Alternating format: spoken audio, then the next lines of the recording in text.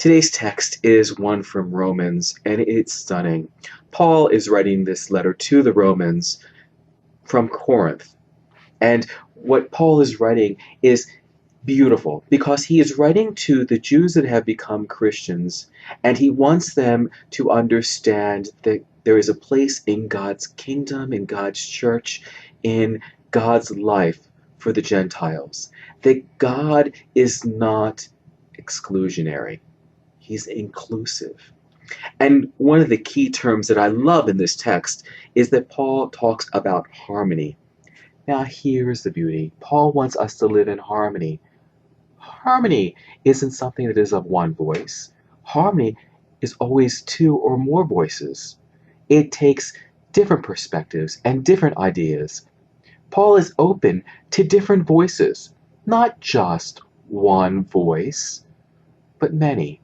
And Paul wants us to show, and Paul writes, that the church is built on many voices and many perspectives of the one voice, Jesus Christ, of the one voice of love and light, Christ.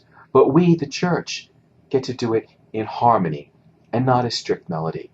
We're not all called to be lemmings. We're not all to come to Christ from the same perspective. We're not all called to see the Lord the exact same way. Some of us see the Lord as comfort, and some of us see the Lord as support, and some of us see the Lord as unfailing love. Some of us see the Lord with a sense of hope, and some of us see the Lord with a sense of responsibility. And all of those voices matter. It's not just the Jewish voice. It's not just the voice of a Palestinian perspective, but it's a voice that is inclusive of all humanity in Christ.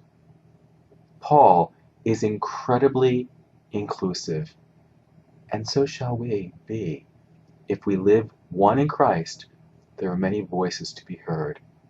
God bless.